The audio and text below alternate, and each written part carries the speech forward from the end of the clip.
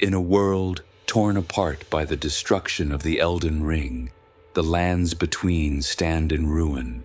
Gods are broken, demigods wage endless wars, and tarnished souls wander, searching for a destiny of their own.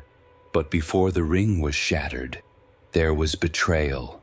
A single night whispered in fear, even among the gods. It was called the Night of Black Knives.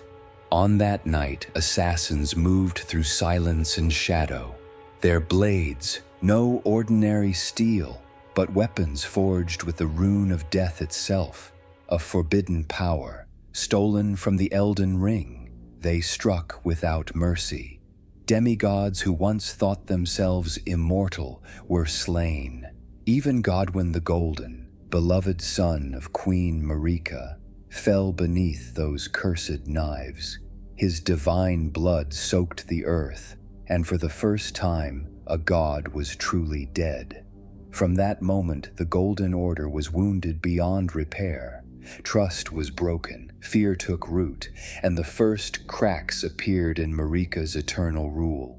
The Night of Black Knives did not merely take lives, it planted the seed of chaos, and from that seed would rise the wars, the betrayals, and the shattering itself. This is the story of Elden Ring. Long ago, the Elden Ring, source of order and grace, held the world together. But when Queen Marika the Eternal shattered it, chaos swept the realm. The once glorious Golden Order collapsed. The Shattering began, an age of endless battles among Marika's children, the demigods. Each claimed fragments of the ring, now called Great Runes. Each sought to rule the lands between, yet none could claim true victory. The world became a wasteland of war, death, and ambition. Armies clashed, castles burned, and the very sky trembled.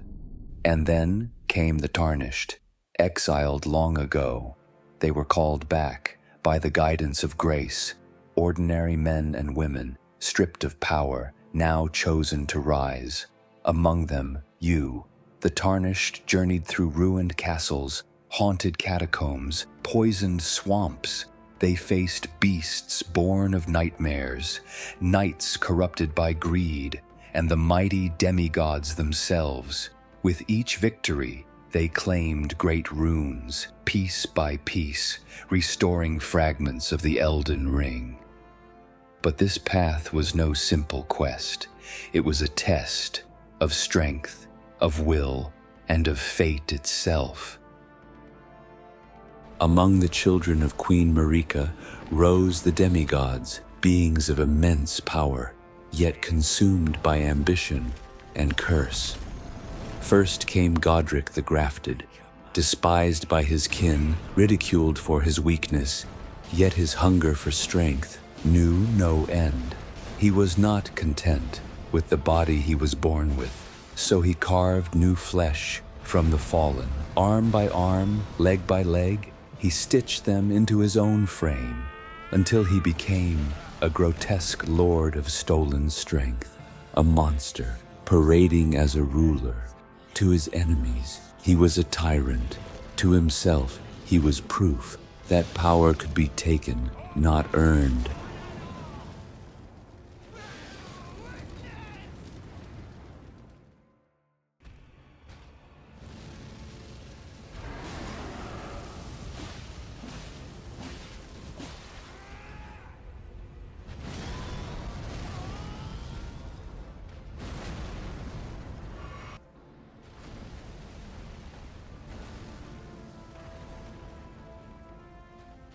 Then there was General Radahn, the mightiest of them all, a warrior so vast in stature, so unstoppable in battle, that the very earth trembled beneath his march.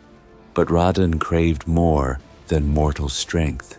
He turned to sorcery, mastering the stars themselves. It was said he could halt the heavens in place. With his will alone, he chained the constellations, Yet glory turned to torment. The scarlet rot crept through his body, devouring his flesh, corrupting his mind.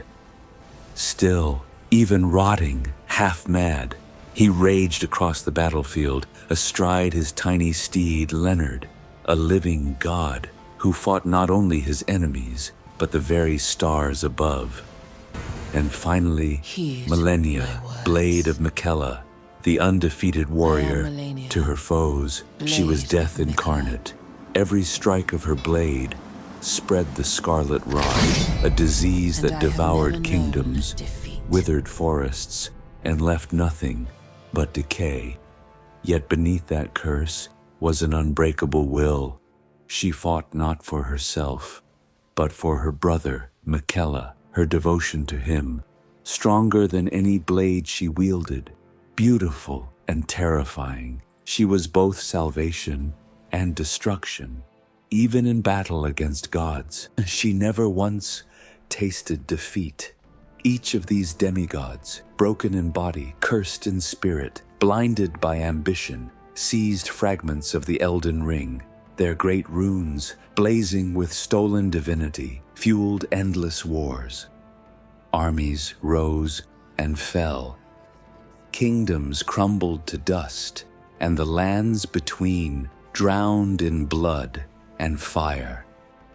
This was the legacy of the demigods.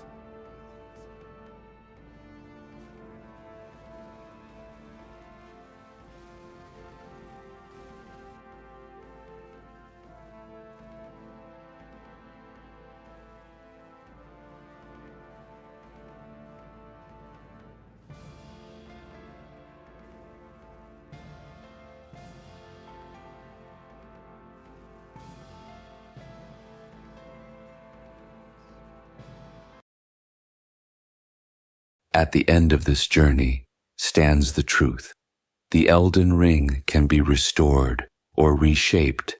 The Tarnished may rise to claim the title of Elden Lord, to sit upon the throne and restore the Golden Order, bringing back the age of grace and light. But power is never so simple. For some Tarnished, the throne is not a crown of honor, but a chain, and so they choose to break it, to forge a new path, where the order itself is rewritten. In one vision, the lands between may burn.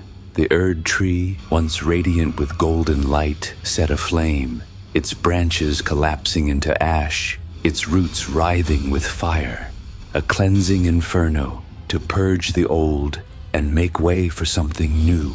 In another, the frenzied flame spreads, a madness without end, consuming gods and mortals alike, a world with no thrones, no order, only chaos unbound. Yet another path whispers of Miquella, the eternal child, whose fate lies shrouded in mystery. Through him, the Tarnished may find a new order, a dream of renewal or of something far darker. Every ending is but another beginning. The fate of the lands between rests not in the hands of gods, but in the choice of the Tarnished. The question is not simply, will the ring be restored, but how will it be restored, and at what cost? And so the story is never truly finished. Every choice creates a new path. Every victory leaves behind questions, and every Tarnished becomes a legend, written in blood and flame. The lands between remain, a world of broken gods, eternal wars, and tarnished souls, searching for their place. The question is, what path would you choose if you held the power of the Elden Ring?